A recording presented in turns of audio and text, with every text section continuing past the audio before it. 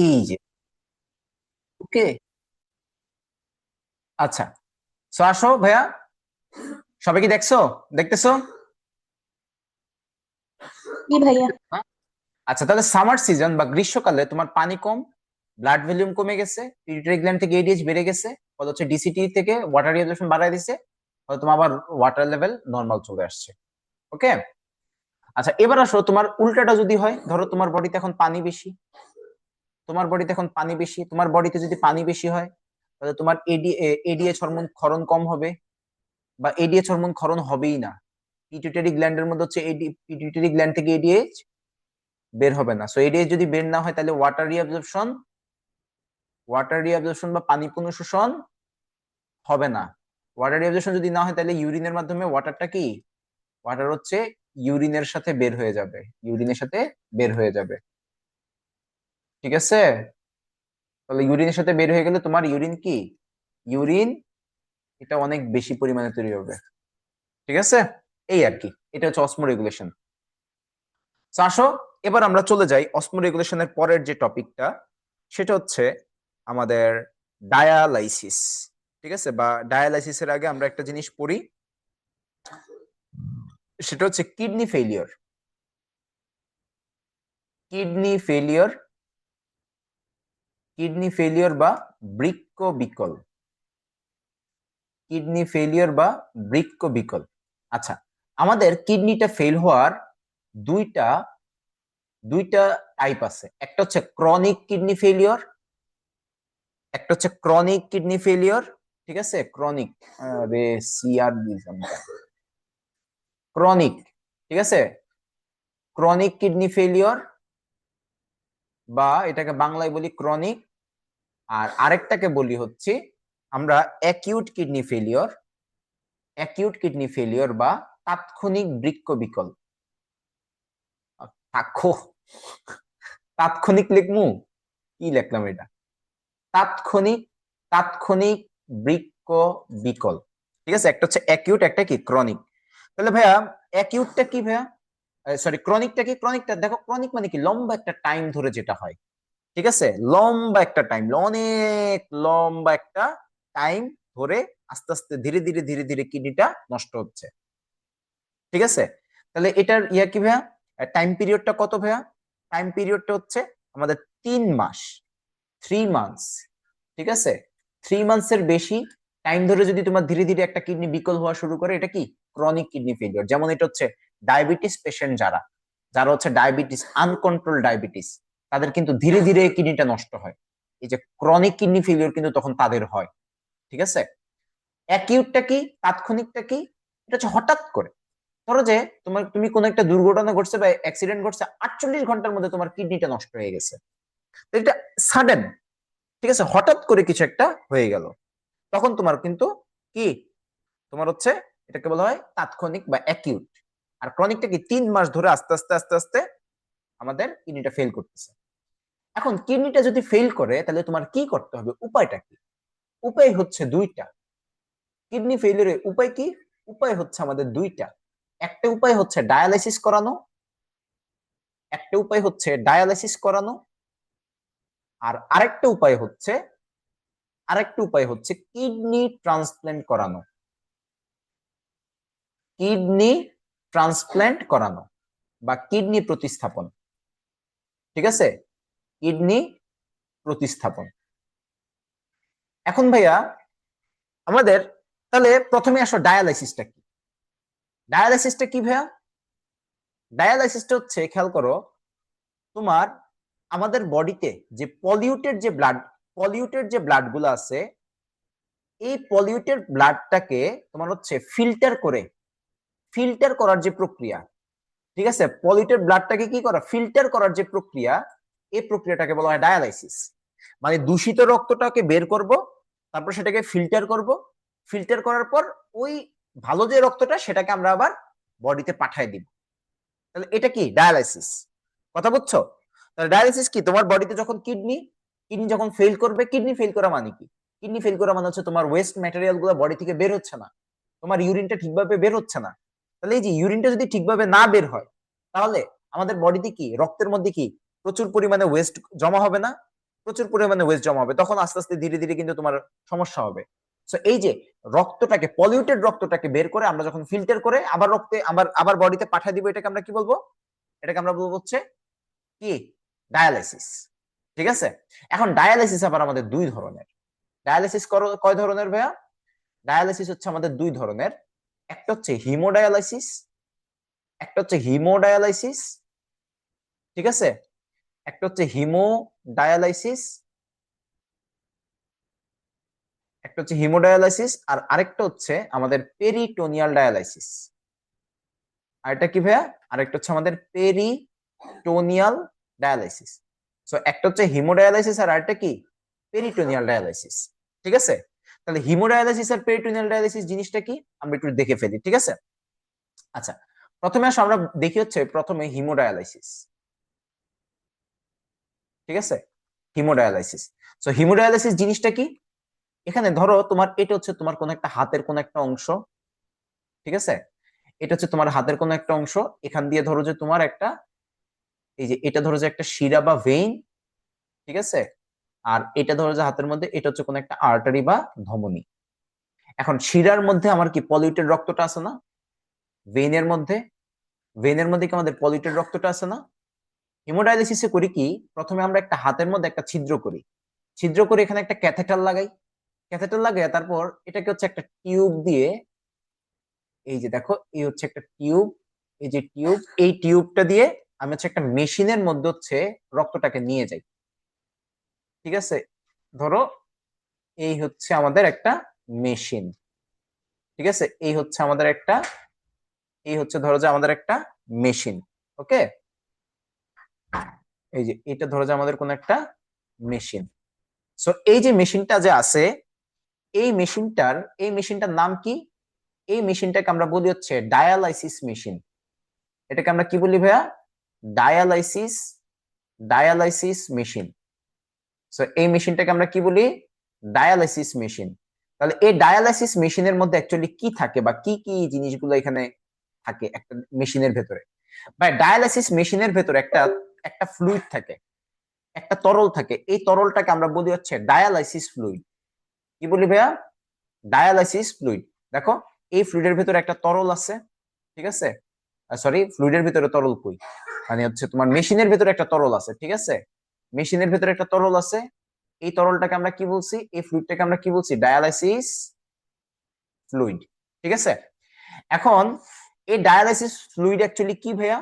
এটা হচ্ছে আমাদের রক্তের, মানে নর্মাল যে রক্ত, একটা নর্মাল ব্লাডের মধ্যে মানে বিভিন্ন আয়ন বা যে জিনিসগুলা দরকার বডিতে, সেগুলা নর্মাল যে ব্লাডের মধ্যে যে রেশিওটা থাকে না, আমাদের ব্লাডের মধ্যে যে নর্মাল রেশিওটা, ওই রেশিও অনুযায়ী হচ্ছে আমাদের এই ডায়ালাইসিস ফ্লুইডটা তৈরি করা হয়। তাহলে একটা রক্তের মধ্যে মানে পুরোপুরি রক্তের মতো একটা পরিবেশ তৈরি করি। ঠিক আছে, ডায়ালাইসিস ফ্লুইড কি রক্তের মতো একটা পরিবেশ, শুধুমাত্র এখানে তোমার রক্ত কণিকাটা নাই, ব্লাড সেলটা নাই, মোটামুটি বাকি সব প্রোটিন বলো, লিপিড বলো, তারপর ভিটামিন, হরমোন, হ্যাঁ, তারপর হচ্ছে তোমার বিভিন্ন আয়ন টায়ন, এগুলো সব হচ্ছে রক্তের মতো আমরা ফ্লুইডের মধ্যে রাখি।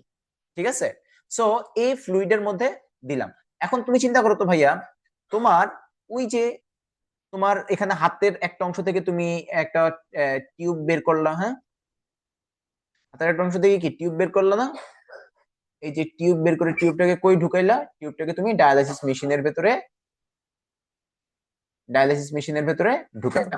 তাহলে এই টিউবের মাধ্যমে যে রক্তটা আসতেছে, এই টিউবের মাধ্যমে যে রক্তটা আসতেছে, এই রক্তটা অ্যাকচুয়ালি কোন রক্ত? এই যে টিউবের মাধ্যমে যে রক্তটা যাচ্ছে, এটা কি পলিউটেড রক্ত না? পলিউটেড রক্ত। এখন রক্তটা যদি পলিউটেড হয়, তার মানে এখানে কি আছে? এখানে হচ্ছে ওয়েস্ট ম্যাটেরিয়াল বেশি আছে, তাই না?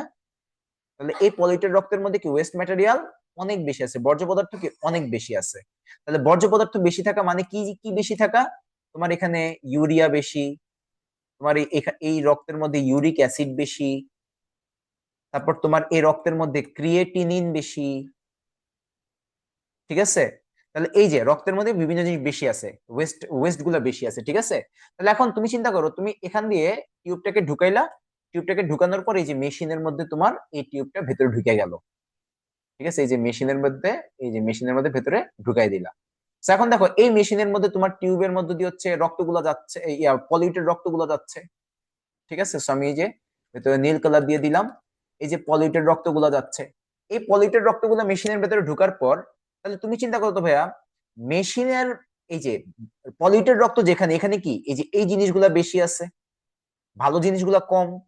কিন্তু ডায়ালাইসিস ফ্লুইডের মধ্যে কি, ডায়ালাইসিস ফ্লুইডের মধ্যে ভালো জিনিস বেশি, তাই না?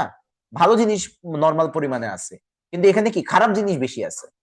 তাহলে তখন কি হবে ভাইয়া, এই যে প্রয়োজনীয় যে আয়ন গুলা, প্রয়োজনীয় যে জিনিসগুলা, এই প্রয়োজনীয় জিনিসগুলো সব হচ্ছে মেশিনের মধ্যে ঢুকবে।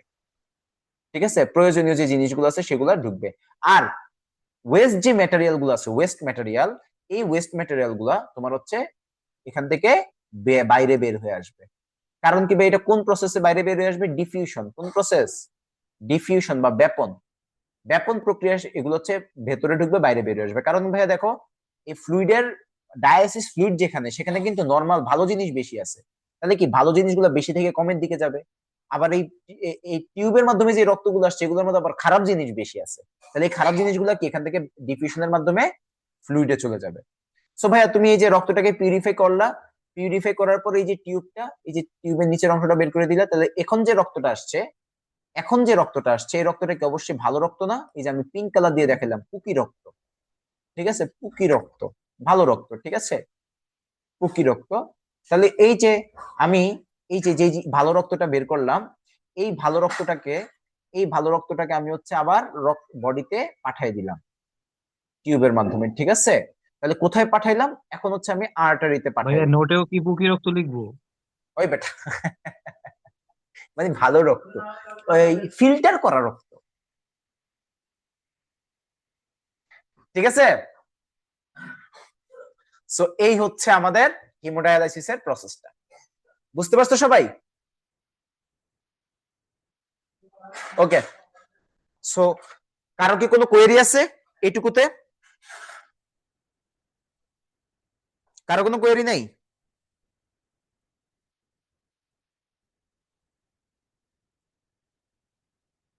কারোই কোনো কোয়েরি নেই?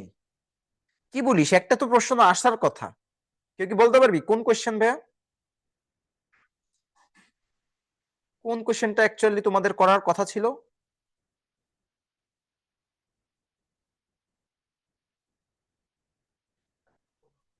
রেগুলেটর লাগে না ভাইয়া এখানে? হ্যাঁ হ্যাঁ হ্যাঁ। রেগুলেটর লাগে না রক্ত পাম্প করতে? রেগুলেটর রক্ত পাম্প করতে? না ভাইয়া, না রক্ত না জমাট হয়ে যায় না? না না না, রক্ত জমাট হবে কেন? রক্তটা তো আসতেছে, এটা তো যে কিছু সেকেন্ডের জন্য, কিছু সেকেন্ডের মধ্যেই এক্সচেঞ্জ হয়ে যায়, কিছু সেকেন্ড।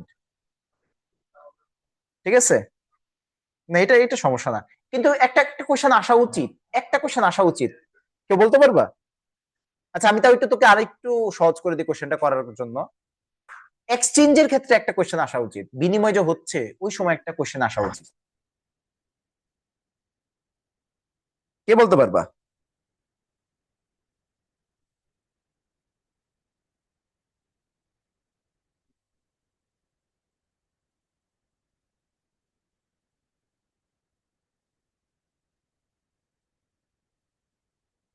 আচ্ছা আমি বলি, শোন ভাইয়া, আমরা যে এই যে টিউব আছে না, এই যে টিউব, এই টিউবের মধ্যে দিয়ে কি ভালো খারাপ রক্তগুলো যাচ্ছিল, আর তার চারপাশে কি আছে? ভালো জিনিসগুলো আছে, তাই না? ডায়ালিসিস ফ্লুইডের মধ্যে। এখন ভাই আমার কথা হচ্ছে, এই যে এক্সচেঞ্জ যে হচ্ছে, এই যে ভালো জিনিস আসবে, খারাপ জিনিস যাবে, খারাপ জিনিস যাবে, ভালো জিনিস আসবে, এই যে আসা যাওয়া যে হচ্ছে, এখানে টিউবটা ভাইয়া কেমন? টিউবটা কি বাধা দেয় না? এই টিউবের এই অংশটা কি ভাইয়া বাধা দেয় না? অবশ্যই।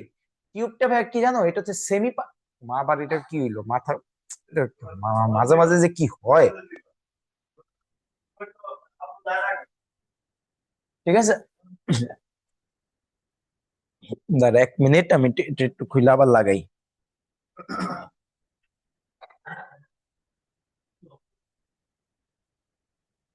এবার মনে হয় ঠিক আছে।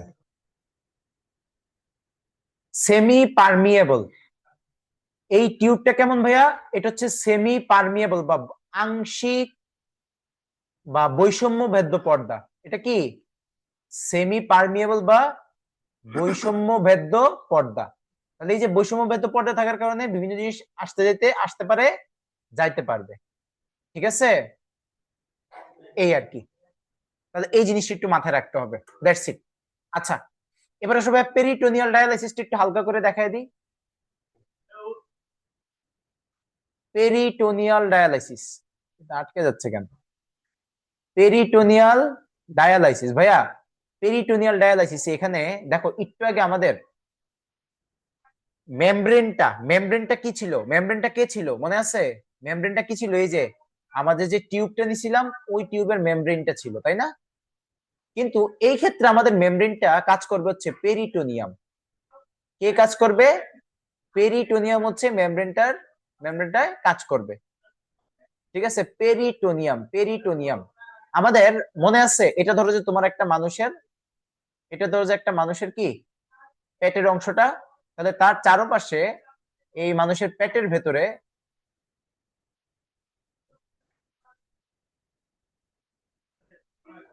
ভাইয়া পেরিটোনিয়াল ডায়ালাইসিস এর বড় ফিগারটা বুঝতেছি না। বড় এই যে এটাই তো দেখাবো, এটাই তো দেখাচ্ছি। উমা, এটাই তো দেখাচ্ছি। আচ্ছা দেখো ভাই, এটা হচ্ছে তোমার পেটের অংশটা। তোমার এই পেটের মধ্যে, আমাদের মানুষের পেটের মধ্যে তার যে অ্যাবডোমেনটা আছে বা উদরটা আছে, এই উদরের চারপাশে, এই উদরের চারপাশে একটা এরকম ভাবে হচ্ছে তোমার একটা একটা কি থাকে, একটা হচ্ছে এরকম ভাবে একটা পর্দা থাকে। ঠিক আছে, এই যে এরকম ভাবে একটা পর্দা থাকে। এই পর্দাটাকে আমরা কি বলি? এই পর্দাটাকে আমরা বলি হচ্ছে পেরিটোনিয়াম পর্দা। ঠিক আছে, এই পর্দাটাকে আমরা কি বলি? এই পর্দাটাকে আমরা বলি হচ্ছে পেরিটোনিয়াম পর্দা। ঠিক আছে, আচ্ছা, এই পেরিটোনিয়াম পর্দাটা, এই পেরিটোনিয়াম পর্দাটাই হচ্ছে মেইনলি তোমার হচ্ছে ইয়া হিসেবে কাজ করে। ঠিক আছে, সেমি পারমিয়েবল মেমব্রেন হিসেবে কাজ করে এক্সচেঞ্জের জন্য। ওকে, আচ্ছা এখন কিভাবে একটু একটু জিনিসটা বুঝি।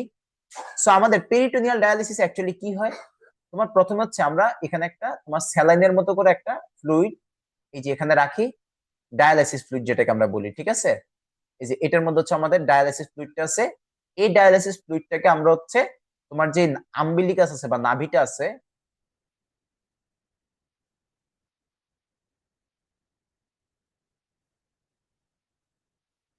পেরিটোনিয়াল ডায়ালাইসিসের ফিগারটা বুঝতেছি না। বুকে বিশুদ্ধ ডায়ালাইসিসের পার্টটা একটা নল দিয়ে আশেপাশে পুষ্টি উপাদান থাকার কথা আসছে কেন? অবিশুদ্ধ পদার্থ ডিটেক্ট করবে কিভাবে? বুঝি নাই কি কজ। বুকের বিশুদ্ধ ডায়ালাইসিসের পার্টটা একটা দিয়ে নল দিয়ে আছে। সো আশেপাশে পুষ্টি উপাদান থাকার কথা আসছে কেন? বা আশেপাশে পুষ্টি উপাদান থাকবে না? অবশ্যই থাকবে। তুমি চিন্তা করো যে এই যে দেখো, তোমার এই টিউবের মধ্যে দিয়ে অবিশুদ্ধ পদার্থ আসছে। তোমার এই টিউবের মধ্যে দিয়ে কি খারাপ জিনিস আসছে। তাহলে এই খারাপ জিনিসগুলা আশেপাশে তো ভালো জিনিস থাকা লাগবে, কারণ এই ভালো জিনিসগুলা থেকেই তো তোমার ইয়াটা এক্সচেঞ্জটা হবে, মানে ভালো জিনিসগুলো তো তোমার এখানে ঢুকবে, খারাপ জিনিসগুলো বের হবে। এই জিনিসটা তো এইরকমই, তাই না? আচ্ছা, তো এখন দেখো যে পেরিটোনিয়াল ডায়ালাইসিসটা কি, আমি ডায়ালাইসিস ফ্লুইডটা দিব কোথা দিয়ে দিব? আম্বেলিকাস বা নাভি দিয়ে দিব। তো নাভি দিয়ে কোথায় ঢুকাই দিব? নাভি দিয়ে কোথায় ঢুকাই দিব? কি কাশি কেমন? ও, ভাবির একটা ডাক্তার দেখা। পুরো বলে, ও, আরে ওকফ খাওয়াই ঘুম পাড়ায় দেয়। ওকফ, হ্যাঁ কাশির সিরাপ আইনা খাইয়া দিবি, ফেন্সিডিল খাওয়ার উপর যেমনি ঘুমায় অমনি ঘুমায়। হ্যাঁ, হ্যাঁ একই জিনিস, যেটাই খাওয়াস একই একই। ভারতে একটা ডেক্সপোর্টে নাই না। আচ্ছা ওকফে আনজা। আচ্ছা, ওকফ ট্যাবলেট খাওয়া লাগবে না, একটা অ্যান্টি ডিপ্রেসেন্ট খাওয়াই দে, তাইলে ঘুমায় গেলে ঠিক হয়ে যাবো। ঠিক হইব না, অ্যাকচুয়ালি ডাক্তার দেখাইতে হবে। আচ্ছা দেখো, তাহলে ডায়ালাইসিস ফ্লুইডটা আমি হচ্ছে আম্বিলিকাস বা নাভি দিয়ে ভেতরে ঢুকাই দিলাম। ঠিক আছে, এই যে ভেতরে ঢুকে দিলাম। কোথায় ঢুকে দিলাম? এই যে পেরিটোনিয়ামের ভেতরে, পেরিটোনিয়ামের ভেতরে আমি ফ্লুইডটাকে ঢুকে দিলাম। আগে আমরা ফ্লুইডটা কোথায় ছিল? আগে ছিল মনে আছে ডায়ালাইসিস ফ্লুইডের এই যে আমাদের মেশিনের ভেতরে ছিল। কিন্তু এখন আমাদের ফ্লুইডটা কই দিয়ে দিলাম? এই যে আমরা হচ্ছে নাভির ভেতরে নাভি দিয়ে আমরা হচ্ছে ভেতরে ঢুকাই দিলাম, ঠিক আছে, পেরিটোনিয়ামের ভেতরে। এখন ভাই তুমি চিন্তা করো ভাই, পেরিটোনিয়ামের এই যে আমাদের এখানে যেই ব্লাড ভেসেল গুলো আছে, দেখো তো তোমার এখানে কি বিভিন্ন অর্গান আছে না পেরিটোনিয়ামের ভেতরে? পেরিটোনিয়ামের ভেতরে কি বিভিন্ন অর্গান আছে না ভাইয়া? অবশ্যই অর্গান আছে। কি কি আছে যেমন বলো তো? এই যে এটা এটা হচ্ছে তোমার একটা ইয়ার মধ্যে স্টোমাক আছে, পাকস্থলী আছে, তারপরে এই পাশে তোমার লিভার আছে, ঠিক না, যকৃত আছে, তারপর হচ্ছে তোর এই পাশে কিডনি আছে, এই পাশে কিডনি আছে, তাই না? তারপর হচ্ছে তোমার এখান দিয়ে আবার প্যানক্রিয়াস বা অগ্নাশয় আছে, এরকম ভাবে অনেক অর্গান আছে, তাই না? এখন প্রত্যেকটা অর্গানের আশেপাশেই প্রত্যেকটা অর্গানের আশেপাশে তোমার হচ্ছে এরকম ভাবে পেরিটোনিয়াম পর্দাটা থাকে। ওই যে মনে আছে আমরা তোমার সিলোমে পড়ছিলাম, প্যারাইটাল লেয়ার, ভিসেরাল লেয়ার পেরিটোনিয়ামের, মনে আছে? এই যে পেরিটোনিয়ামটা কিন্তু এখানেও আছে। তাহলে এখন কি হয় জানো? এখন হচ্ছে দেখো, এই যে তোমার যে বিভিন্ন অর্গান আছে, এই অর্গানের মধ্যে কি রক্ত আছে না? অর্গানের মধ্যে কিন্তু রক্ত আছে। এই রক্তগুলা কি অবিশুদ্ধ না? এই রক্তগুলা কি অবিশুদ্ধ?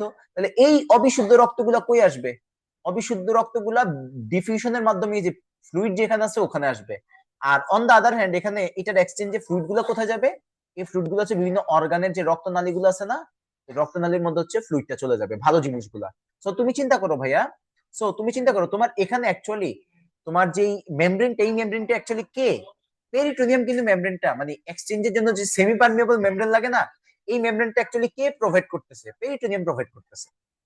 কথা বুঝছো? আমাদের এই যে ভালো জিনিসগুলা রক্তের মধ্যে গেল, খারাপ জিনিসগুলা কি বাইরে চলে আসলো। তো খারাপ জিনিস যেগুলো বাইরে চলে আসলো ওগুলো আমি আবার আরেকটা ইয়ের মাধ্যমে, আরেকটা তোমার ক্যানেলের মাধ্যমে আমরা বাইরে বের করে এটাকে কালেক্ট করে ফেলি। ঠিক আছে, তাহলে ভালো জিনিস ঢুকছে, খারাপ জিনিস বের হইছে। বুঝতে পারছিস এবার? এবার তুই বইয়ের ছবিটা দেখিস, তুই ক্লিয়ার হয়ে যাবি। বুঝছিস ভাই? সবাই একটু জানা, কারণ এই পেরিটোনিয়াল ডায়ালিসিসটাই সবার একটু ঝামেলা হয়।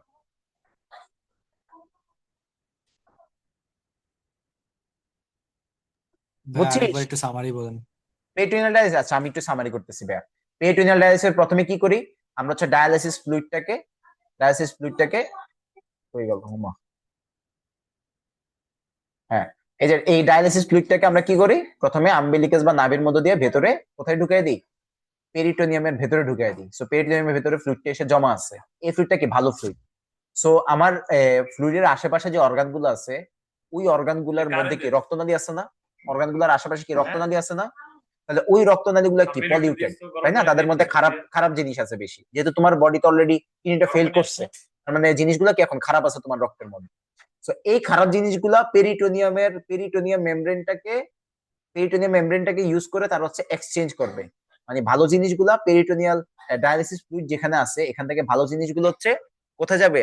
রক্তে যাবে। আর খারাপ জিনিসগুলো হচ্ছে এই ফ্লুইডের কাছে আসবে। মানে ফ্লুইড যে জায়গায় এখানে, এখান থেকে ভালো জিনিস যাবে আর খারাপ জিনিস আসবে।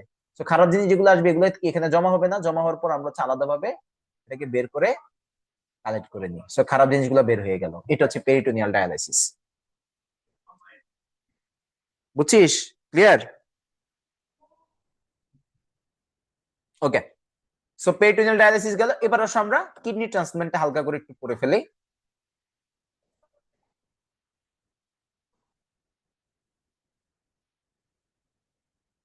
সো এবার আসো ভাইয়া কিডনি ট্রান্সপ্লান্টেশন বা কিডনি প্রতিস্থাপন।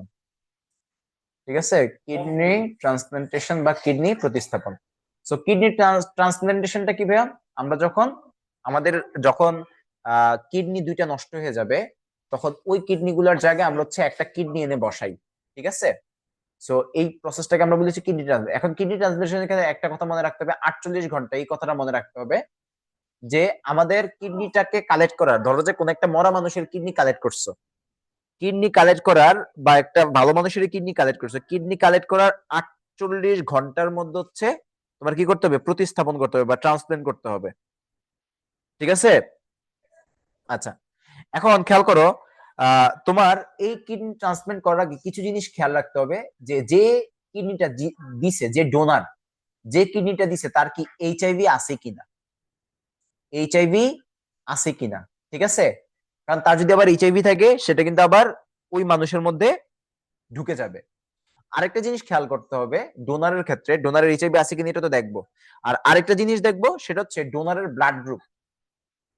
ডোনারের যে ব্লাড গ্রুপটা, এই ব্লাড গ্রুপটা কি একই কিনা। ঠিক আছে, ব্লাড গ্রুপটা একই কিনা আর হচ্ছে টিস্যু ম্যাচ করে কিনা, যাকে দিবে তার সাথে ডোনারের ব্লাড গ্রুপের টিস্যুটা কি ম্যাচ করে কিনা, টিস্যু ম্যাচ আর কি ব্লাড গ্রুপ এই দুটা কি ঠিক আছে কিনা, এটা দেখে তারপর আমরা হচ্ছে ট্রান্সপ্ল্যান্ট করব। সো কিডনি ট্রান্সপ্ল্যান্ট করার আগে এই জিনিসগুলো একটু তোমার খেয়াল রাখতে হবে। বুঝতে পারছো? ক্লিয়ার সবাই? সো এই হচ্ছে আমাদের এক্সক্রিশনের পার্টটা। সো আসলে আমরা একটু ছোট্ট করে একটু লিপিডটা পড়ে আসি সেল কেমিস্ট্রির, একটু হালকা করে সেল কেমিস্ট্রির লিপিডটা পড়ি।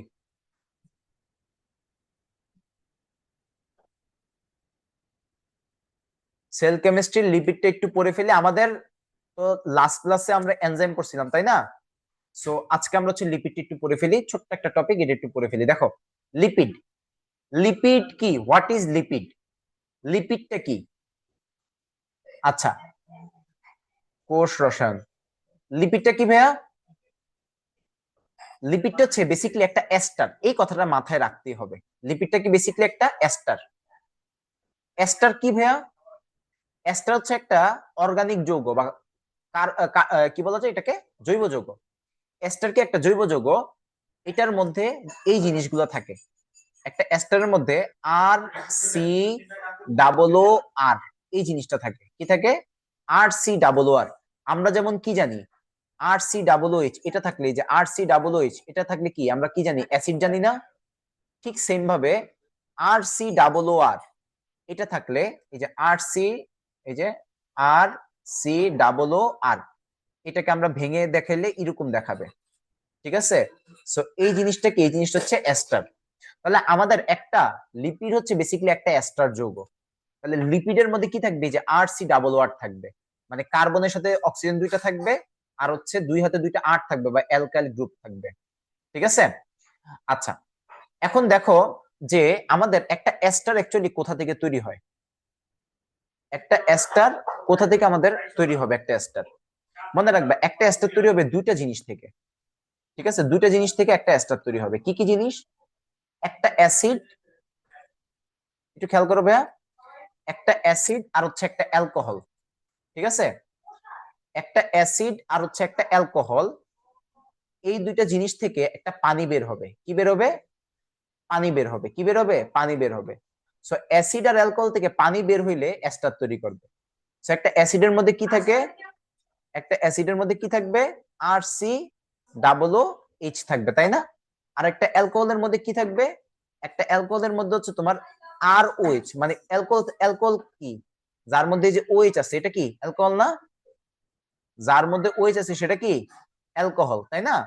তাহলে এই যে দেখো, মনে রাখবা, ওএইচ থাকলে অ্যালকোহল, সি ডাবল ওএইচ থাকলে অ্যাসিড।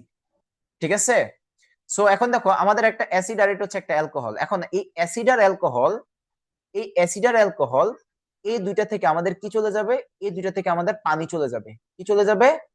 দেখো, অ্যাসিড থেকে ওএইচ আর অ্যালকোহল থেকে এইচ। তাহলে এই ওএইচ আর এইচ চলে গেলে কি থাকতেছে ভাই? দেখো তো, এই পাশে আর থাকতেছে না, এই পাশে আর থাকতেছে, তাহলে আর, আর কি থাকতেছে? সিও থাকতেছে, তাই না? এই যে সি ও, আর কি থাকতেছে এই পাশে? ও আর আর, তাহলে এই যে ও আর আর, তাহলে এই যে এটা কি দাঁড়ালো, এটা কি একটা এস্টার না? তাহলে এই যে একটা এস্টার কোথা থেকে তৈরি হয়, একটা এস্টার হচ্ছে একটা অ্যাসিড আর একটা অ্যালকোহল, এই দুইটা জিনিস থেকে পানি চলে গিয়ে আমাদের এস্টার তৈরি করে। So, আমাদের লিপিডটা কি, লিপিডটাও কিন্তু একটা এস্টার। তাহলে লিপিডটাও কি কোথা থেকে তৈরি হবে? একটা অ্যালকোহল থেকে তৈরি হবে, আর কি একটা অ্যাসিড থেকে তৈরি হবে না? ঠিক না? তাহলে একটা অ্যাসিড থেকে তৈরি হবে না?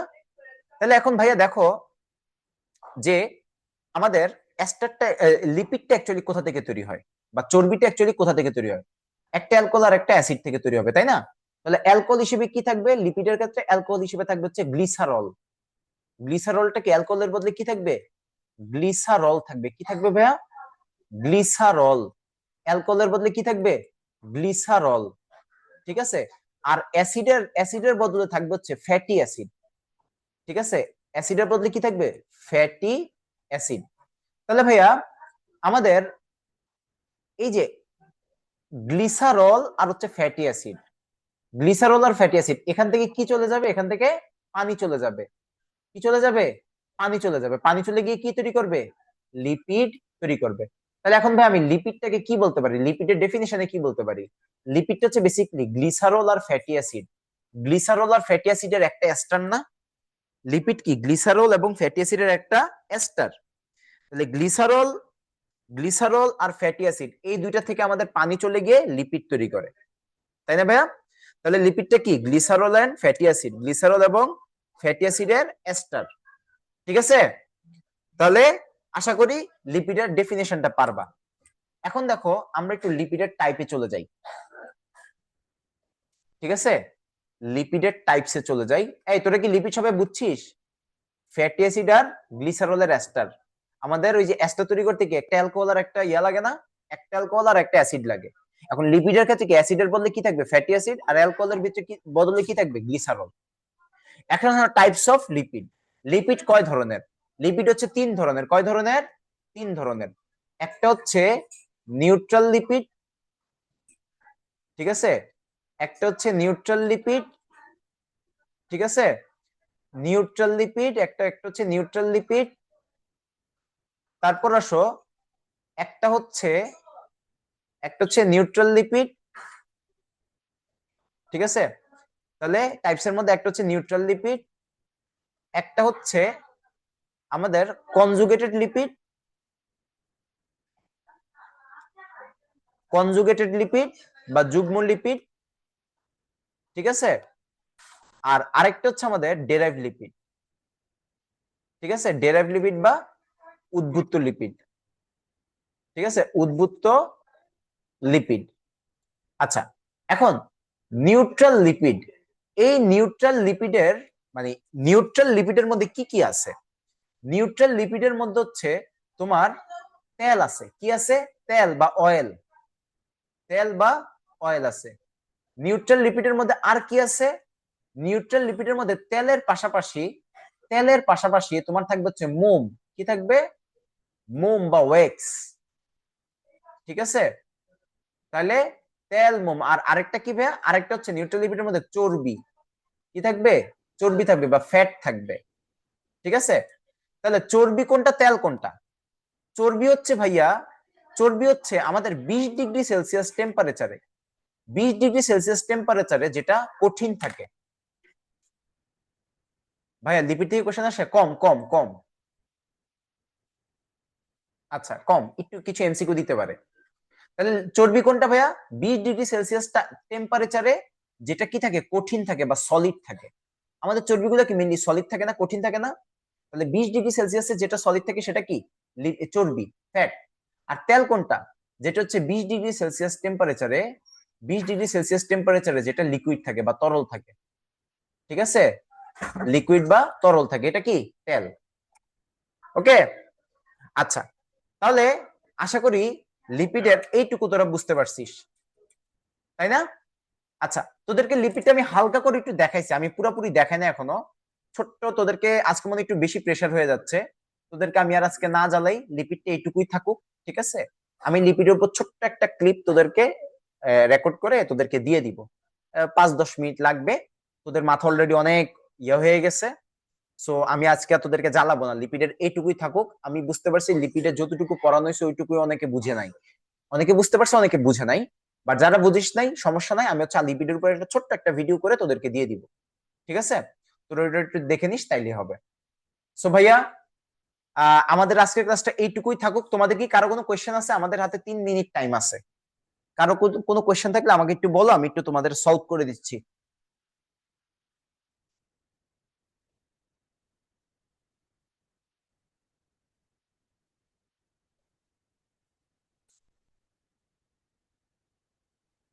কোনো কোয়েশ্চেন আছে কি?